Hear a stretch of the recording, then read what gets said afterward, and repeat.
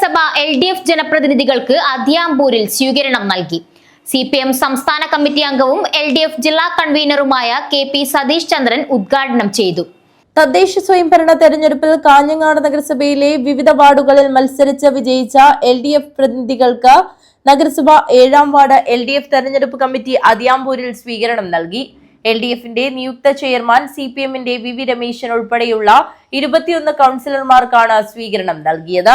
നിരവധി ആളുകൾ പങ്കെടുത്ത അതിയാമ്പൂർ വായനശാലയിൽ നടന്ന സ്വീകരണം CPIM സംസ്ഥാന കമ്മിറ്റി അംഗവും LDF ജില്ലാ കൺവീനറുമായ KP സതീഷ് ചന്ദ്രൻ ഉദ്ഘാടനം ചെയ്തു. ഇടതുപക്ഷത്തിന്റെ ഭരണമാണ് നാടിന് ആവശ്യം, അവരുടെ ഭരണമാണ് നാടിന്റെ വികസനത്തിന് ആവശ്യം എന്ന് കരുതുന്ന എത്രയോ UDF പരിഭാഗമുള്ളവരടക്കം LDF അല്ലാത്തവരടക്കം ഈ തെരഞ്ഞെടുപ്പിൽ ഈ 2 മുനിസിപ്പാലിറ്റികളിൽ കാഞ്ഞങ്ങാട് നീലേശ്വരം മുനിസിപ്പാലിറ്റികളിൽ LDF സ്ഥാനാർത്ഥികൾക്ക് വോട്ട് ചെയ്യുന്ന കാര്യത്തിൽ യാതൊരു സംശയമില്ല. അതാണ് LDFന്റെ മേന്മ.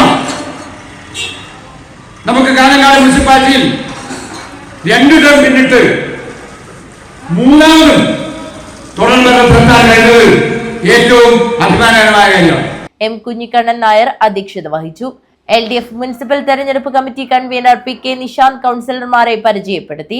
P Appukuttan, KV Sujatha, N Gopi, P Arjun, A Rasikh, KV Prajeesh, A സവിതാകുമാരി എന്നിവർ സംസാരിച്ചു. 7ാം വാർഡ് LDF തെരഞ്ഞെടുപ്പ് കമ്മിറ്റി കൺവീനർ AK ആൽബർട്ട് സ്വാഗതവും K ഇന്ദിര നന്ദിയും പറഞ്ഞു. News bureau, Kanhangad.